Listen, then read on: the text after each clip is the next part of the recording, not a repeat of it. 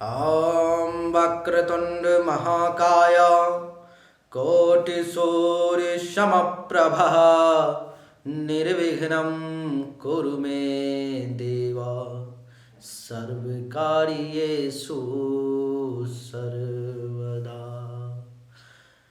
Hello नमस्कार आदाब सलाम सत श्री अकाल। केम छो कसे काय केरो हाल है केना छी यहाँ सब कैसन वानी हाउ आर यू कैसे हैं आप लोग केमन आछो मनक्कम केमती अच्छंती खम्भागनी हुकुम।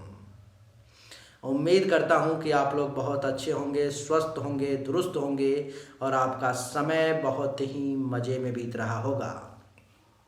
मित्रों दोस्तों, आज के इस वीडियो में हम चर्चा करने वाले हैं कन्या राशि के बारे में, कन्या राशि के संपूर्ण जिंदगी के बारे में। आज तक आपने जितनी भी वीडियो देखी होगी कन्या राशि की, चाहे आपने मेरे चैनल पे देखा हो या किसी दूसरे एस्ट्रोलॉजर के चैनल पे देखा हो, चाहे पूरे गूगल पर में, यूट्यूब में, कहीं भी आपने पढ़ा हो, आज जो जानकारी आपको मिलने वाली है आप ये समझ लें कि ज़िंदगी में कभी भी पहले आपको ये जानकारी नहीं मिली होगी। कभी भी आपकी उम्र चाहे 25 की हो या 75 की, आपने कभी पेमेंट करके जानकारी लिया हो या फ्री में, लेकिन इतनी विस्तृत जानकारी कभी मिली ही नहीं होगी, ये मैं आपसे दावा करता हूँ। मित्रों, ये वीडियो ज़रूर लंबी है, आपने पहले ही लेंथ देख करके समझ लिया होगा कि ये वीडियो कितनी लंबी है। और इस वीडियो में जो जानकारी मैं दे रहा हूँ आपको, वो इतना आसान नहीं है। बहुत ही मुश्किल से, बहुत ही ज़्यादा हार्ड वर्क के बाद इस वीडियो को आप बनाने में समझ लो कि कम से कम एक इस वीडियो को तैयार करने में 7 से 8 घंटे का समय लगा है। फिर जाकर के मुफ्त में आपके लिए ये वीडियो सामने लेकर के आया हूँ, ऐसे ही नहीं। इसीलिए अब आप लोगों की जिम्मेदारी बनती है कि आप लोग इस वीडियो को कहाँ तक पहुँचाते हो, कितने लोगों से शेयर करते हो, कितने लाइक करते हो, कितना लोगों से सब्सक्राइब करवाते हो चैनल को। ये सब जिम्मेदारी अब आप लोगों की है। मेरा जिम्मेदारी यहाँ पर में ख़त्म होता है, सिर्फ आपको जानकारी देना ही बस मेरा उद्देश्य है। मैं आपको बता दूं कि ये एक सामान्य राशिफल है जो कि 50 से लेकर के 90% तक सच साबित होती है। अभी तक जितना भी वीडियो डाला गया है संपूर्ण जीवन का, उसमें मुझे बताया गया है आपके ही द्वारा कमेंट में कि ये 100% सच साबित हुई है। लेकिन मैं 100% का दावा नहीं करता हूँ, मैं आपसे केवल 50 से लेकर के 90% तक का दावा करता हूँ। लेकिन हाँ, जब मैं जन्म कुंडली देखता हूँ, जब मैं जन्म कुंडली का वर्णन करता हूँ, जब मैं जन्म कुंडली के बारे में एक एक शब्द कहता हूँ, उस वक्त 50 से लेकर के 90% की बात नहीं होती। उस वक्त 100 में 100% की बात होती है। या तो ये होगा अथवा नहीं होगा। अगर नहीं होगा तो किस कारण से, क्या लॉजिक है, ऐसे ही नहीं कि कुछ भी कह दिया, क्या लॉजिक है, क्यों नहीं होगा, ये भी मैं आपको बताता हूँ। और क्यों नहीं होगा तो फिर आखिर होगा कैसे, ये भी आपको मैं वहाँ पर मैं जानकारी देता हूँ। आइए वक्त को बर्बाद किए बिना चर्चा आरंभ करते हैं, क्योंकि वीडियो बहुत लंबी होने वाली है। हमारे पास में 50 किताबों की जानकारी है और 50 किताबों की जानकारी आधा घंटा 40 मिनट में बता देना इतना आसान नहीं है। लेकिन फिर मैं काटते छाँटते बहुत संक्षिप्त में आपको बताने का प्रयास करता हूँ। मैं ट्राई करूँगा कि 40 मिनट के अंदर में सारी जानकारी कवर हो जाए, और जो बच जाएगी फिर अगले वीडियो में कभी और हम लोग उस पर चर्चा करेंगे। इस वीडियो में कन्या राशि के बारे में मैं जो आपको बताने वाला हूं, उनके व्यक्तित्व के बारे में बताऊंगा, उनके लिए फलदायी व्यवसाय, किस काम को करके ज़िंदगी में वो क्या कर सकते हैं, अच्छा कर सकते हैं, बुरा कर सकते हैं, किस काम को करने से ज़िंदगी में उन्हें विशेष सफलता मिलेगी, इन सब के बारे में मैं आपको बताऊंगा। इसके अलावा मैं आपको इस वीडियो में ये भी बताऊंगा कि उनके लिए लाभकारी रंग कौन सा है, शुभ रंग कौन सा है, अशुभ रंग कौन सा है। इसके अलावा मैं आपको ये भी बताऊंगा कि इनके लिए कौन सा वर्ष शुभ है और कौन सा वर्ष अशुभ है, कौन सा वो समय है जिस समय में इनको भाग्योदय करने का मौका मिलेगा, कौन सा वो समय है जिस समय में ये अपने भाग्य के उदय के लिए ट्राई कर सकते हैं, आप टकरा सकते हैं समय से, वो कौन सा समय होगा, आपके लिए शुभ दिन कौन सा होगा। ऐसी बहुत सारी जानकारी मैं आपको दूंगा जो आप आज से पहले आपने कभी नहीं सुना होगा। अगर सुना भी होगा तो बहुत कम मात्रा में सुना होगा, लेकिन जो आज जानकारी मिलने वाली है अद्भुत है, अकल्पनीय है, जो आपको कभी नहीं मिली होगी। आइए वक्त को बर्बाद किए बिना सीधा चर्चा आरंभ करते हैं। मित्रों, सबसे पहले आपके व्यक्तित्व के बारे में बात करता हूं। आप अंतिम में कमेंट करके मुझे ज़रूर बताना कि हमने जो जानकारी दी वो आपको कितना प्रतिशत सच साबित हुई, 80, 90 या पूरे के पूरे 100। इस वीडियो को बनाने से पहले वो परेशानी जो बाद में आने वाली है, मैं आपसे पहले ही उसके लिए माफ़ी चाहता हूँ। जैसा कि आप जानते हो कि मैं डेंगू से सफ़र कर रहा था, जिसके कारण शरीर बहुत ज़्यादा कमज़ोर हो गया है और बीच बीच में उस कमज़ोरी के कारण या किस चीज़ के कारण मुझे हाफी आती रहती है, उबासी आती रहती है। तो उससे आपको जो भी परेशानी होगी, आप ये ना समझिए कि मैं नींद में हूँ। आपको जो भी परेशानी होगी वो डेंगू के बाद मुझे हो रहा है, पता नहीं क्यों। मैं डॉक्टर से फिर से दिखाना पड़ेगा, तो उसके लिए मैं आपसे क्षमा चाहूँगा, माफ़ी चाहूँगा। आइए सबसे पहले व्यक्तित्व के बारे में ही चर्चा करते हैं। कन्या राशि, कन्या राशि का मालिक बुध, ज्ञान का देवता, बुद्धि का देवता, विद्या का देवता, जिसके कारण से कन्या राशि के लोग ज्ञानी होते हैं। इनमें ज्ञान बहुत होता है। बाकी लोग जितने भी होते हैं, जितने भी राशि के, ऐसा नहीं है कि सब के सब मूर्ख ही होते हैं, ऐसा नहीं है। ये सब आप बिल्कुल ना समझें कि सिर्फ आप ही धरती पर में ज्ञानी जन्म लिए हो, ऐसा नहीं है। लेकिन कन्या राशि के जो लोग होते हैं वो ज्ञानी होते हैं। वो ज्ञान की तलाश में रहते हैं। उनको जहाँ से भी, जितना भी, जब भी ज्ञान की प्राप्ति होती है, वो छोड़ते नहीं हैं। उस ज्ञान को वो कैच कर लेते हैं, ले लेते हैं। हमेशा उनके मुख से प्रयास करोगे, देखोगे। बाकी तो विशेष बातें कुंडली पर ही डिपेंड करती है, लेकिन एक सामान्य राशिफल आपको बता रहा हूँ कि बाकी जो है सो आप देखोगे, कन्या राशि का जितना भी व्यक्ति, उसके मुख से ज़्यादातर ज्ञान की बातें निकलेंगी। हर एक व्यक्ति अलग अलग बातें करेगा, किसी भी टॉपिक के बारे में आप निकाल दो, लेकिन वो जो पॉइंटली आपको बताएगा, वो जो चीज़ें आपके साथ शेयर करेगा, आपको एक अलग ही लेवल का दिखेगा, एक अलग ही ज्ञान से भरी हुई बातें आपको दिखेंगी। ऐसा लगेगा कि जरूर इस बंदे में कोई खास बात है। तो सबसे पहला कि कन्या राशि के लोग ज्ञानी होते हैं। दूसरा, विवेकशील होते हैं। बुद्धि और विवेक, इन दोनों में बहुत अंतर होता है, अथवा यूँ कहूँ तो बहुत ही माइनर और थीन लाइन है। बुद्धि जो है आप गलत काम में भी लगा सकते हो, बुद्धि का प्रयोग करके आप कुछ गलत भी कर सकते हो, लेकिन विवेक का सहारा लेकर के हमेशा आप अच्छा ही काम करोगे। तो कन्या राशि के लोग विवेकशील भी होते हैं, विवेकी। अपने विवेक के सहारा से जिंदगी में कई बार परेशानी से बच जाते हैं। ऐसा निर्णय लेते हैं जिससे कि उनको परेशानी आते आते अब लग रहा है टकरा करके ख़त्म कर देगी, लेकिन ये अपने विवेक के सहारे उन परेशानी से बच जाते हैं। ये बुद्धिमान भी होते हैं। जब इनको ज़रूरत बुद्धि की पड़ती है, तब ये बुद्धि के द्वारा अच्छा काम भी निकाल लेते हैं। और जब इनको ज़रूरत पड़ती है, किसी बुरे चीज़ में फंस चुके हैं अथवा कोई बुरा काम भी करना है, तो अपने बुद्धि के द्वारा, क्योंकि इनका मालिक ही बुद्ध है, जिसके कारण से अपने बुद्धि के द्वारा जो है सो ये उस बुरे काम को भी इस प्रकार से टर्न करके करते हैं जो लोग उनको पकड़ नहीं पाते। यानी कि ज्ञानी भी होते हैं, बुद्धिमान भी होते हैं, विवेकी भी होते हैं और ध्यानी भी होते हैं। ध्यान, ध्यानी का मतलब क्या? ध्यान। किसी भी काम को जितने एकाग्रता के साथ, अगर कुंडली में बुध कमजोर होगा, नीच का होगा, तब तो इन सब में कमी आ जाएगी। लेकिन अगर कुंडली में बुध मजबूत होगा, अच्छा होगा, तो मैं जितना बता रहा हूँ उससे कुछ हाई लेवल का ही और ज़्यादा ही इनको प्राप्त होगा। तो मैं ये कह रहा हूँ कि ये ध्यानी भी होते हैं। इनके पास में कंसंट्रेशन पावर भी बड़ा कमाल का होता है। अगर कोई कन्या राशि का व्यक्ति है और वो एक वीडियो ही अगर शूट कर रहा है, तो पूरा का पूरा ध्यान उस वीडियो पर में, कैमरा पर में ही होगा। वो कोई दूसरा काम पर में ध्यान नहीं लगाएगा, वो किसी दूसरे काम पर में नज़र नहीं देगा। ये कन्या राशि का व्यक्तित्व होता है, ये स्वभाव होता है। यानी कि कंसंट्रेशन पावर भी इनके पास में कमाल का होता है, ध्यान भी इनके पास में कमाल का होता है, इसीलिए इनको ध्यानी भी कहा गया। उसके बाद बता दूं कि कन्या राशि के लोगों के पास में ये जो सबके पास में बहुत कम होता है, ये मतलब क्या, कलेजा नहीं, सीना नहीं, पेशेंस लेवल, धैर्य का लेवल इनके पास में बहुत बड़ा होता है।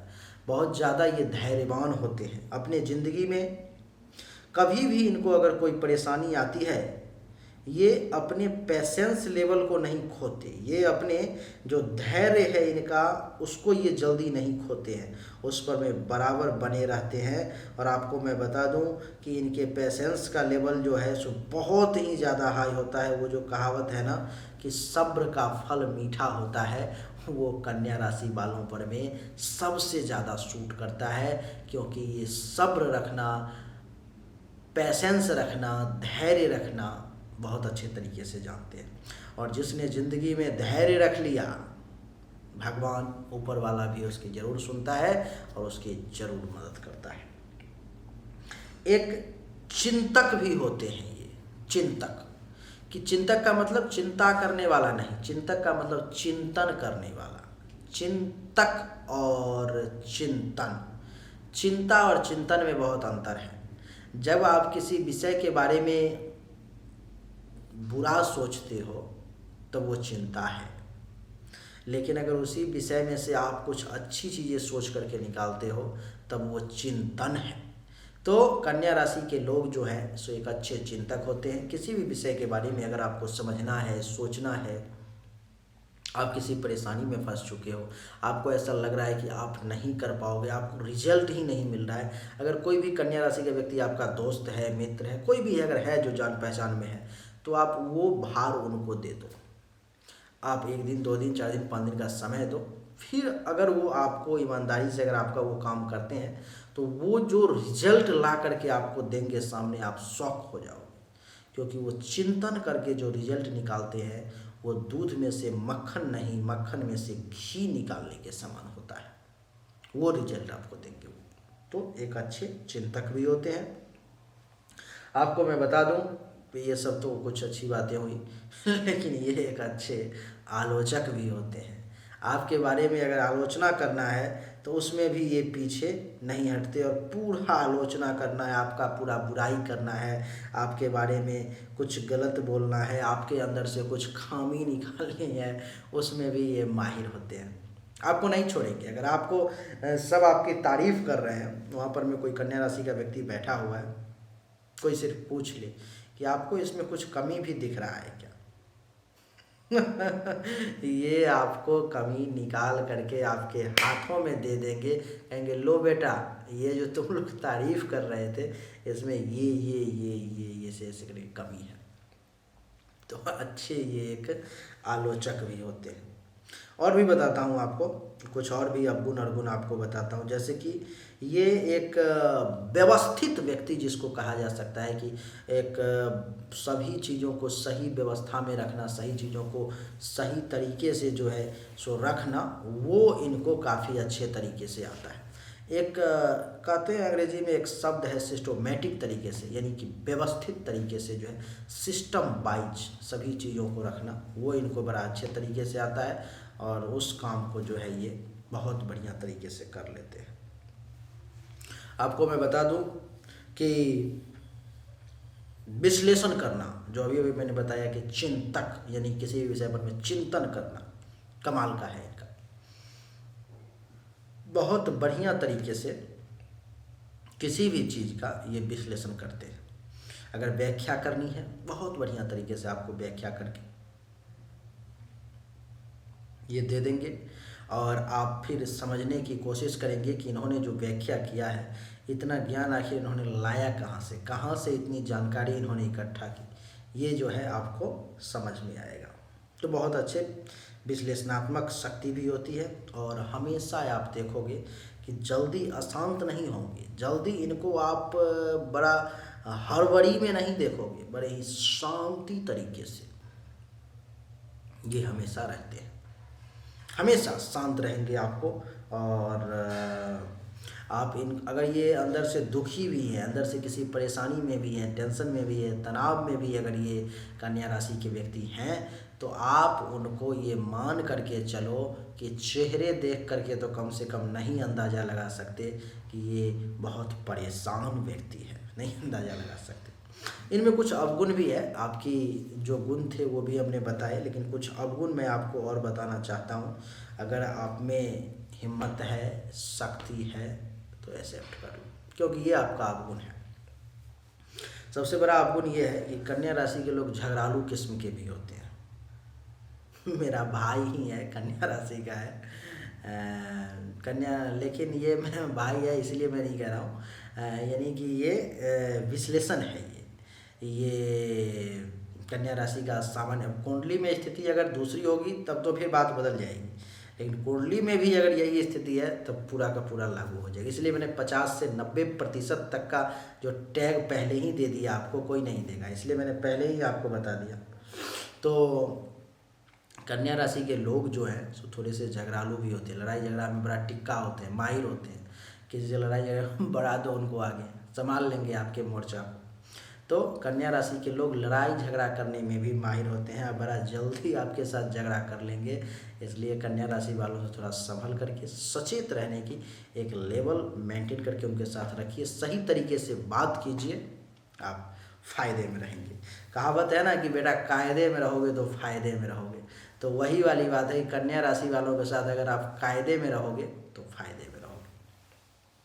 आपको मैं बता दूं कि कभी कभी जो है सो संकीर्ण विचार से भी घिर जाते हैं। ये छोटी सोच इनको परेशान कर देती है ज़िंदगी में, इसलिए इनको चाहिए कि कभी कभी जो छोटा सोच जब इनको परेशान करने लगे तो उसको रिमूव कर दें, उसको निकाल दें, उसके जाल में ना फंसें, नहीं तो छोटी सोच इनको ज़्यादा परेशान कर सकती है। इसलिए ये संभल करके रहें।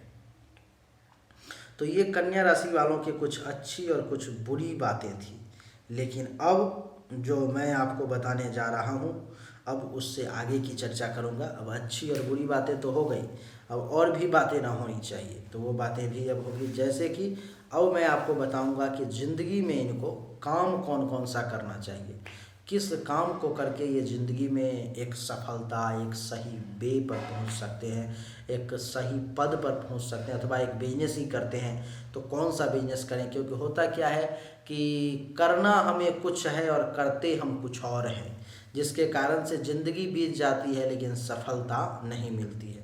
अब करना हमें कम पढ़े लिखों से काम करवा करके ज़िंदगी में आगे बढ़ना है, जन्म कुंडली में दिया हुआ है, और आप ज़्यादा पढ़े लिखों से काम करवा रहे हो, कहाँ से सफलता मिलेगा।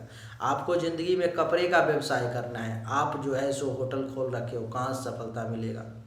आपको दूध बेचना है और आप मिर्च बेच रहे हो, कहाँ से सफलता मिलेगी। तो इसीलिए ज्योतिष को दैवज्ञ कहा गया है। दूसरे को इतना सम्मान नहीं दिया गया, पंडित को इतना सम्मान नहीं दिया गया, दूसरे विद्वान को इतना सम्मान नहीं दिया गया, दैवज्ञ कहा गया है। जिस चीज़ को देवता भी नहीं जानते उस चीज़ को ज्योतिष जानता है, नहीं कहा गया है। लेकिन उसमें एक चीज़ होनी चाहिए आपको, अगर आप किसी ब्राह्मण से, पंडित से, ज्योतिष से कुछ भी पूछते हो तो आपको अपने मर्यादा का पालन करना चाहिए। आपको ये कभी नहीं समझना चाहिए कि 2-4-5 हज़ार रुपये आपने अगर जमा कर दिए हैं तो अगला आदमी आपका सेवक हो गया, आपका नौकर हो गया, आपने उसे पैसे दे करके बुक कर लिए तो आपने उसे खरीद लिया। ये विचार अगर आपके मन में आ गया कभी भी आपका कल्याण नहीं होगा। जब राजा दशरथ को भी संतान प्राप्ति का योग नहीं बन रहा था, जब समस्त जगहों से वो हार करके चले गए तो श्रृंगी ऋषि के आश्रम में पैदल गए, पाँव पैदल, कोई हाथी घोड़ा नहीं, क्योंकि उनके पास में किसी चीज़ की कमी नहीं थी, पाँव में चप्पल तक नहीं था, गए और सीधा पाँव पर में गिर गए। श्रृंगी ऋषि महान ज्योतिष गिर गए उनके पाँव पर में। फिर श्रृंगी ऋषि ने जन्म कुंडली देखी, आशीर्वाद दिया, फिर उसके लिए एक प्रॉपर पूजा बताया जो कौन सा करना है, उस पूजा को किया गया। फिर जाकर के जो है भगवान की कृपा से 4 पुत्र की प्राप्ति हुई, राम लखन भरत शत्रुघ्न, 4 पुत्र की प्राप्ति हुई। तो कभी भी ये नहीं समझना चाहिए, जब आप उसको नौकर समझने लगोगे, जब आप पंडित को बुला रहे हो 5,000 10,000 रुपये अगर दे रहे हो और आप ये समझ रहे हो कि मैंने 10,000 रुपये इनको देने हैं, ये आकर के मेरा काम करके चले जाएंगे, अगर नौकर समझ के काम करवाओगे तो क्या आपके नौकर में इतना क्षमता है जो वो आपका कल्याण कर दे? अगर है तो आपके पास तो घर में खुद ही बहुत नौकर है, आप काम करवा लो, कल्याण करवा लो अपना, अगर है तो। जब तक कहा गया है कि देवाधीनम जगत सर्वम मंत्राधीनस्त देवता ते मंत्रा ब्राह्मणाधीना तस्मात् ब्राह्मण देवता। जब तक देवता समझ करके नहीं, जब तक कल्याण करने वाला समझ करके नहीं उनको बुलाओगे, वो सम्मान नहीं दोगे, कभी सफलता नहीं मिलेगी। अभी अभी एक अनुष्ठान कंप्लीट करवाया हूँ, 85 लाख रुपए उसमें खर्च हुए हैं, 85,000। अभी अभी जस्ट कुछ दिन पहले जब मैं डेंगू से सफ़र कर रहा था, उसी पीरियड में वो अनुष्ठान मेरे ही माध्यम से सफल किया गया है। 85 लाख रुपए खर्च हुए, लेकिन जिस बंदे ने 85 लाख रुपीज़ खर्च किए वो बंदा लौट करके कभी नहीं आया, और जिसके माध्यम से वो अनुष्ठान हुआ, यानी कि जिस बंदे ने पेमेंट किए, अब 85 लाख का मतलब 1 करोड़ लगभग हो गया, और जिस जो उनके साथी थे, जो लोग यहाँ पर में थे, मैं तो वहाँ पहुँच नहीं पाया क्योंकि मेरी हेल्थ वाइज बहुत इशू हो गई थी, लेकिन मेरे ही माध्यम से वो अनुष्ठान संपन्न करवाया गया, मेरे ही आदेश पर में हुआ। लेकिन उसका व्यवहार इतना खराब उनके सभी स्टाफ का पंडितों के साथ, कि एक तरफ पंडित जाप कर रहे हैं और दूसरे तरफ कर रहे हैं कि ये अनुष्ठान इसका कभी सफल नहीं होगा। इतना खराब व्यवहार, उसको लग रहा था कि वो पंडित नौकर है उसका। आप 15,000 20,000 रुपया दे दोगे एक पंडित को 10 दिन में, तो आप ये समझ रहे हो कि वो आपका नौकर है, और हर एक पंडित उसका 85 लाख रुपये। अभी मुझे नहीं बोलना चाहिए ये बात, क्योंकि ये वीडियो हो सकता है वो बंदा भी देख रहा हो, लेकिन मैं आपको बता दूं कि 85 लाख रुपये जो उसके पानी में चले गए। अब उस अनुष्ठान के सफल होने की चांसेज सिर्फ 30 से 40% रह गई। 60 से 70% उस अनुष्ठान का असफल होने का योग बन गया, और वो अनुष्ठान अब खत्म है। तो जब तक देवता मान करके पूजा नहीं कराओगे, जब तक कल्याणकारी भगवान मान करके उनकी पूजा नहीं करोगे, तब तक कभी सफल नहीं होगा। अब 85 लाख नहीं, 85 करोड़ क्यों ना खर्च करो। चलिए हम लोग अपना विषय पर आगे बढ़ते हैं, विषय से विषयांतर नहीं होना है। तो आपके लिए मैं फलदायी व्यवसाय की बात कर रहा था कि ज़िंदगी में कौन सा वो बिजनेस है, कौन सा वो व्यवसाय है जिसको करने से आपको आगे ज़िंदगी में बढ़ सकते हो। तो कन्या राशि वालों के लिए जो सबसे पहला जो क्षेत्र है, जन्म कुंडली देखने पर मैं फिर से बात कर रहा हूँ, विशेष बातें होंगी, लेकिन सबसे पहला जो क्षेत्र है, अगर बुध मजबूत हुआ तो गणित में ये बहुत तेज होंगे। अगर बुध मजबूत हुआ तो, अगर बुध मजबूत नहीं हुआ तो गणित इनके दिमाग में ही नहीं घुसेगा, ये गणित को समझ ही नहीं पाएंगे, इनकी समझ कमज़ोर हो जाएगी। अगर बुध मजबूत हुआ तो आप ये समझ लें कि गणित के फील्ड में जो है सो कन्या राशि के लोग कमाल कर सकते हैं। गणित के प्रोफेसर, गणित के टीचर, गणित के क्षेत्र में कुछ भी कर सकते हैं, बड़ा से बड़ा काम कर सकते हैं। अब वो बुध पे डिपेंड करेगा कितना मजबूत है आपका बुध। दूसरा कि ज्योतिष के फील्ड में कन्या राशि के लोग एक अच्छे ज्योतिष भी बन सकते हैं। बुध अगर मजबूत है, बुध अगर बढ़िया स्थिति में है, तो आप एक अच्छे ज्योतिष बन सकते हो। ज्योतिष के फील्ड में आप कमाल करके रख सकते हो, बहुत अच्छा कर सकते हो। तीसरा, बैंकिंग सेक्टर में भी आप कमाल कर सकते हो। बुध अगर आपका अच्छा है, बुध अगर नहीं मजबूत है और कन्या राशि के हो, तो एक कम से कम पन्ना रत्न बढ़िया क्वालिटी का 15-20 हज़ार रुपये का धारण कर लो। अगर संभव है तो, नहीं संभव है तो 10-12 हज़ार का ही कर लो। अगर पॉसिबल नहीं हो रहा है तो मुझसे कांटेक्ट कर लो, मैं करवा दूंगा, और वो हो जाएगा, मिला जुला करके आपको मैं दिलवा दूंगा सही तरीके से, और मजबूत हो जाएगा। तो फिर अगर इन सब फील्ड में हो तो आपको सफलता ज़रूर मिलेगी। अच्छा, और अगर बैंकिंग फील्ड में भी नहीं जाना चाहते हो तो हीरा जवाहरात का भी काम आप अच्छा कर सकते हो। हीरे जवाहरात के क्षेत्र में भी आप बढ़िया कर सकते हो, वहाँ भी जो है आपको सफलता मिलने के बहुत ही योग बन जाते हैं। उसके बाद बता दूं कि एक अच्छे व्याख्याता, एक जो किसी भी चीज़ को व्याख्या करने वाला होता है, व्यक्ति बताने वाला होता है, क्योंकि आपके पास वक्तव्य पावर है, तो एक बढ़िया व्याख्याता बन करके भी जो है आप जिंदगी में सफलता हासिल कर सकते हो। आगे है लेखक, आप एक अच्छे राइटर भी बन सकते हो, क्योंकि आपके पास में आपके लेखनी में बहुत शक्ति है। अगर आपका बुध कुंडली में उच्च का हुआ, मजबूत हुआ, बढ़िया हुआ, स्वक्षेत्रीय हुआ, तो आप बहुत अच्छा लिखोगे। अगर आपका बुध नीच का हुआ, खराब हुआ, कमज़ोर हुआ, तो आप जनता के और सरकार के विरोध में लिखना शुरू कर दोगे और गलत चीज़ों के बारे में ज़्यादा लिखोगे। आपको मैं बता दूं कि आप अकाउंटेंसी में भी अच्छा कर पाओगे। अगर आपका बुध मजबूत हुआ तो आप सीए भी बन सकते हो, बढ़िया अकाउंटेंट भी बन सकते हो, हायर लेवल, हायर पद जो है आप उसमें भी हासिल जो है सो कर सकते हो, बढ़िया कर सकते हो आप। इसके अलावा और भी आगे बताऊंगा। अभी वीडियो में आप वीडियो को कंटिन्यू रखो, बढ़िया से देखो। अभी कुछ और बात पर चर्चा कर लेता हूँ, फिर उसके बारे में फिर से चर्चा करूँगा, जो इसके अलावा और कौन कौन सी चीज़ों में आप काम कर सकते हो।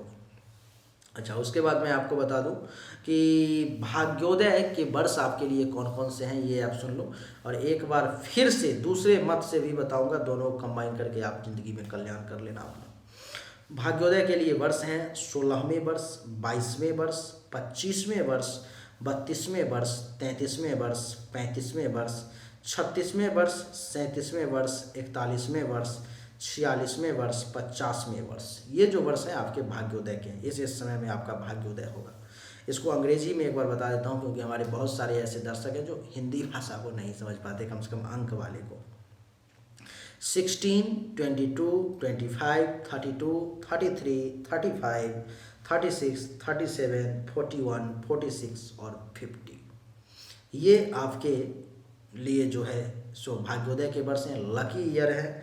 जिस वर्ष में अगर आप चाहो तो अपने किस्मत को बदल सकते हो, अपने किस्मत को बदलने के लिए समय से टकरा सकते हो और उसको आप परास्त करके समय को आगे निकल सकते हो। ये वो वर्ष है आपके लिए। इस वर्ष में आपको भाग्योदय का मौका मिलेगा। भाग्योदय के लिए आपको करना तो सब आप ही को है, आपको मौका सिर्फ दिया जाएगा। उस मौका को आप पकड़ लो या छोड़ दो, ये अब आपकी मर्जी है। आगे बताता हूँ, आपके लिए जो शुभ दिन है वो बुधवार का है और शुक्रवार का है। आपके लिए जो लाभकारी रंग है वो है हरा, पीला और उजला। और आपको मैं बताता हूँ कुछ बातें, जैसे कि मैं आपको बता दूँ कि मनोवैज्ञानिक भी आप बन सकते हो, जिसको कहते हैं साइकोलॉजी का जो डॉक्टर होता है, साइकोलॉजी के स्टूडेंट भी आप एक अच्छे बन सकते हो, उस फील्ड में भी आप बढ़िया कर सकते हो। आप वाणी आपकी बड़ी मधुर होगी।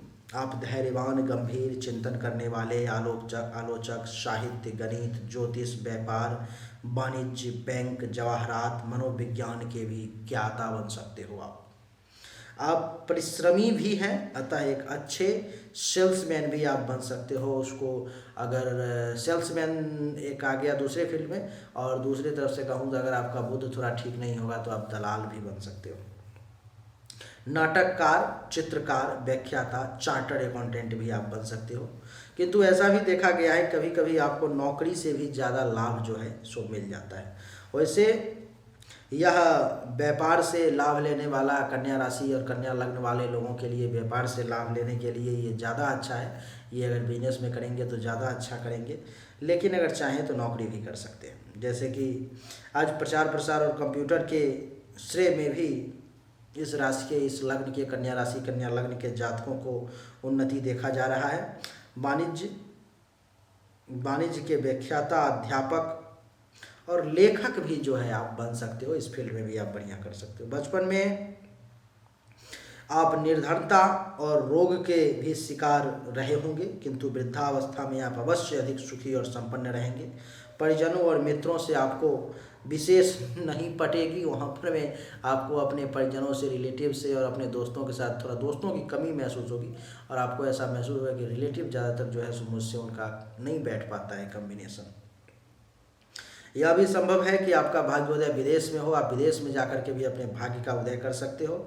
और भाग्योदय हेतु जैसा कि मैंने वर्ष आपको जो बताए हैं 16, 22, 25, 32, 33, 35, 36, 37, 41, 46 और 50, वो आपके लिए अच्छे रहेंगे। मृत्यु जो है सो ज़्यादातर संभावना है कि आपको ब्रेन हेमरेज से आपकी मृत्यु हो। बाकी फिर से मैं कह रहा हूँ कि कुंडली पर में ही सब कुछ डिपेंड करेगा। कुंडली पर में कितनी बातें पता चलेंगी वो ज़्यादा मायने रखता है। पेट से संबंधित बीमारी, यकृत से संबंधित बीमारी भी आपको परेशान कर सकती है। आपको मांसाहार और मदिरापान आपके लिए जो है सो प्राण घातक सिद्ध हो सकता है, इसलिए थोड़ा सा सावधान रहेंगे तो अच्छा रहेगा। आपको मैं बता दूं कि इससे आपकी अकाल मृत्यु भी संभव है अगर मदिरा और मांसाहार का सेवन आपने रोका नहीं तो। आपकी मैत्री जो है सो वृषभ राशि, मकर राशि, मीन राशि अथवा मकर लग्न, मीन लग्न और वृषभ लग्न के लोगों से भी होगी, आपके लिए अच्छा रहेगा। अगर आपकी पत्नी भी इनमें से हो तो बहुत अच्छा रहेगा। आपकी पत्नी भी जो है जो सुशिक्षित, दान पुण्य करने वाली होंगी और किसी संस्था की प्रधान भी बन सकती है, ऐसा भी संभावना है। किंतु आपको अपनी एक संतान का वियोग भी सहना पड़ सकता है। बुध व शुक्र शुभ तथा सोम मंगल तथा गुरुवार आपके लिए थोड़ा सा अशुभ दिन रहेगा। हरा सफ़ेद पीला ये सब आपके लिए शुभ रंग रहेगा। पीला रंग आपकी प्रतिभा को ज़्यादा जो है सो अच्छा करेगा। अगर आप पीले रंग का धारण करते हो, पहनते हो, जो मैंने तिलक कर रखा है अष्टगंध का, तो आपके लिए और अच्छा रहेगा। आपको बता दूं कि कन्या राशि वालों जो अथवा कन्या राशि या कन्या लग्न दोनों की बात मैं कर रहा हूँ, इसलिए दोनों लोग इसको समझें। ताकि मैं आपको अक्षर भी कुछ बता देता हूँ। कुछ लोगों को अभी भी शंका होगा कि उनकी राशि कन्या है या नहीं, तो नाम अक्षर के आधार पर मैं आपको अक्षर बता देता हूँ। जन्म राशि वगैरह तो जन्म कुंडली से ही पता चलेगी। तो नाम अक्षर जिस किसी व्यक्ति का हो, प, पा, पी, पू, पे, बड़ी न, मूर्धन्य स, ठ और ठा, इनमें से अगर किसी अक्षर से आपका नाम शुरू होता है तो आपकी जो राशि है वो कन्या हुई। कन्या राशि के होने के कारण जो है आप सत्यभाषी होंगे, ज़्यादा झूठ नहीं बोलते होंगे, मधुर वाणी होगा आपका। और आप जानते ही हैं कि आपको मैंने पहले ही बताया कि आप शास्त्रज्ञ और विद्वान भी होंगे। स्वभाव से सदैव प्रसन्नचित्त रहने वाले, धैर्यवान, सहनशील, आत्मविश्वासी एवं कुशाग्र बुद्धि के भी होंगे तथा दूसरों के धन व जायदाद का लाभ भी आपको जिंदगी में बहुत मिलेगा। मन में भले ही आप चिंतित रहें किंतु चेहरे पर सदैव मुस्कान आपकी थिरकती रहती होगी। नींद की आपको कमी आ सकती है जिंदगी में। विदेश में रहना आपके लिए ज़्यादा अच्छा रहेगा। आपको पशु पक्षियों से प्रेम, पत्नी से आपकी पूर्णतः जो है सो पटरी नहीं जमेगी, वहाँ पर मैं थोड़ा सा आपको कंप्रोमाइज़ करना पड़ेगा। जैसा कि मैंने आपको पहले ही कहा था कि आपके कुछ काम धंधा के बारे में और भी बातें मैं बताऊंगा, तो वो भी बातें आप सुन लें। आपके काम धंधा के लिए जो है आपकी जो राशि है, आपका जो लग्न है कन्या, ये व्यापार प्रधान है और आपकी जो बुद्धि है वो भी व्यापार प्रधान है, जिसके कारण से अनेक विद्याओं में आपको सफलता मिलेगी, जैसे कि गणित, ज्योतिष विज्ञान, वाणिज्य, बैंक के कार्य, चार्टर अकाउंटेंट, कंपनी सचिव, खाद्यान्न, मुद्रण सामग्री, पुस्तक व्यवसाय, खजांची, क्लर्क, स्टेनोटाइपिस्ट का कार्य भी कर सकते हैं। बुधवार का दिन आपके लिए शुभ और मंगलवार और शनिवार का दिन आपके लिए अशुभ भी रहेगा। पूर्व दिशा आपके लिए शुभ रहेगा। मिथुन, कर्क और वृश्चिक राशि के साथ साथ मीन राशि के साथ भी जो है सो आप बढ़िया संबंध बना सकते हैं, नहीं तो आपके लिए ये भी अच्छा रहेगा। और जैसा कि मैंने आपको अभी अभी बताया,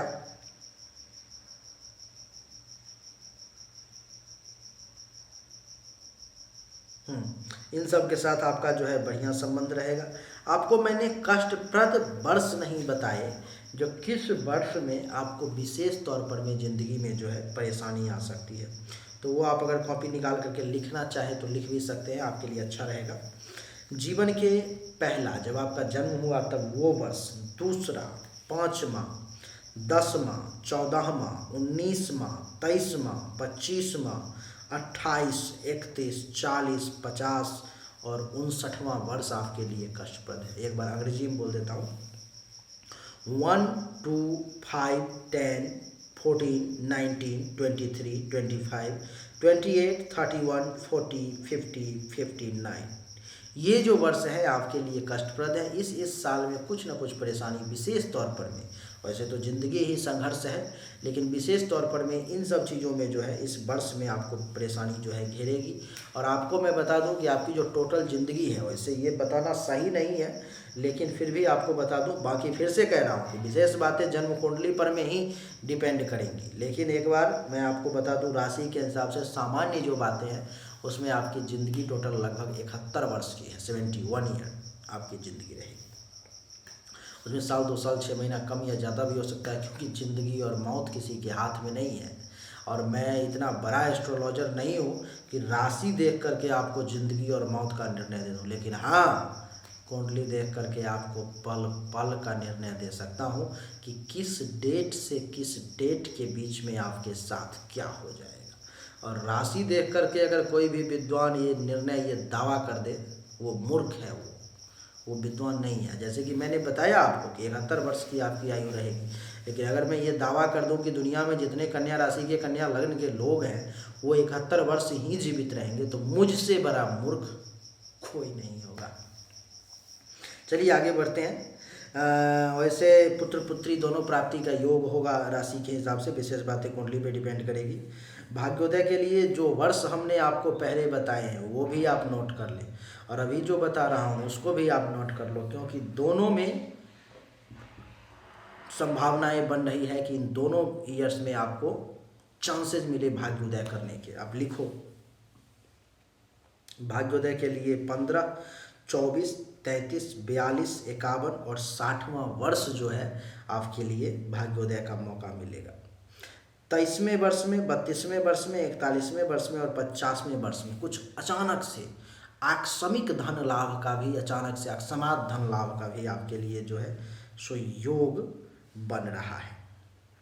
कन्या राशि के महिलाओं के बारे में अलग से भी कुछ बात बता देता हूँ। अभी तक जितनी बातें हमने बताई है वो कन्या राशि, कन्या लग्न और जन्म राशि, नाम राशि, जो जिसकी भी कन्या है उन सभी के बारे में हमने बात की है। और अभी जो है कुछ अलग से अब जो बताने जा रहा हूँ वो स्पेशली कुछ महिलाओं के लिए ही सिर्फ है, तो आप सुने।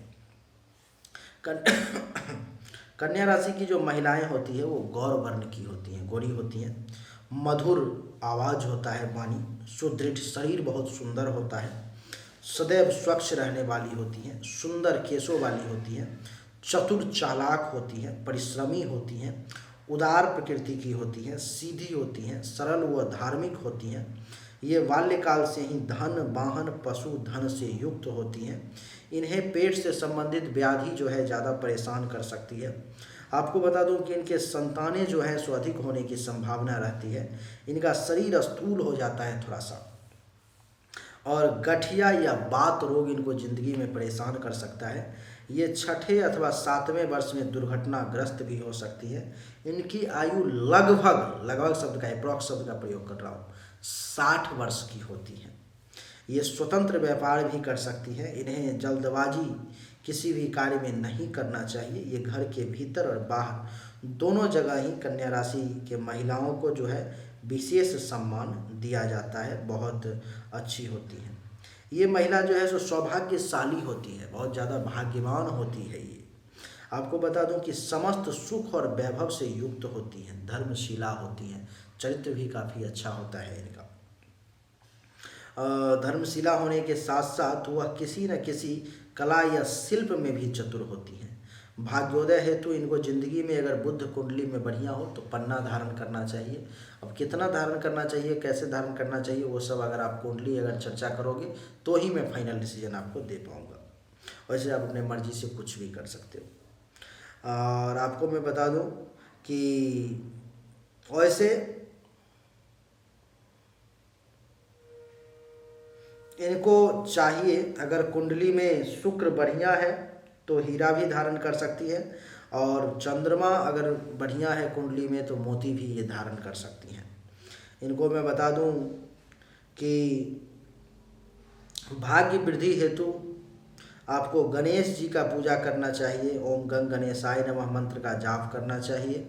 आपको मैं बता दूं कि अगर महिलाएं हैं तो वो नमो गंग गणेशाय नमः मंत्र का जाप करेंगी। अगर आप पुरुष हो तो आपको चाहिए कि ओम गंग गणेशाय नमः मंत्र का दैनिक रूप से 5 माला जाप करें। और अगर आप महिला हो तो नमो बुंग बुधाय नमः मंत्र का आपको 5 माला दैनिक रूप से जाप करना चाहिए। और अगर आप पुरुष हो तो आपको ओम बुंग बुधाय नमः मंत्र का 5 माला दैनिक रूप से रूटीन बना लेना चाहिए कि आपको जाप करना है।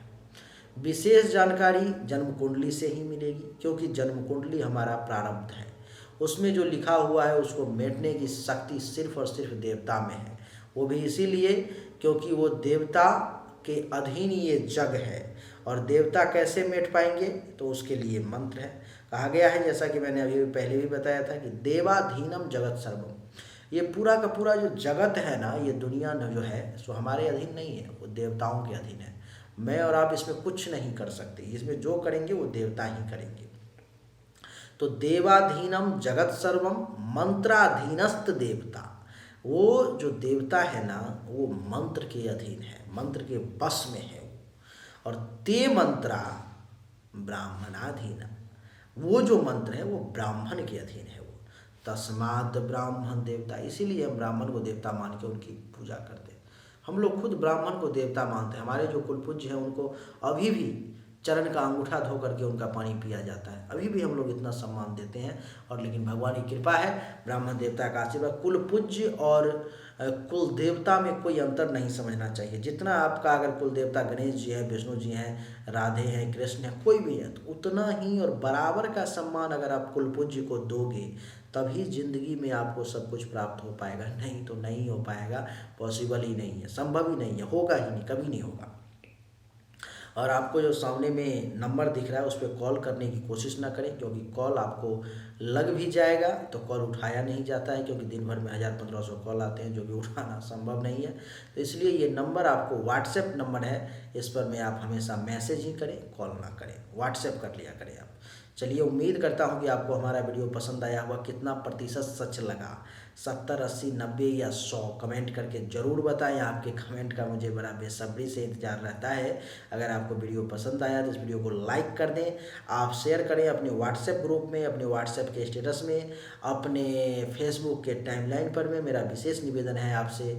और अगर आपने अभी तक चैनल को सब्सक्राइब नहीं किया है, सब्सक्राइब करके इसके बेल आइकन के बटन को दबा दें, इसके लिए मैं सदा आभारी रहूँगा। चलिए, आप सभी के एक बार फिर से बहुत बहुत धन्यवाद। Thank you so much. जय हिंद, वंदे मातरम। बोलिए राधे राधे।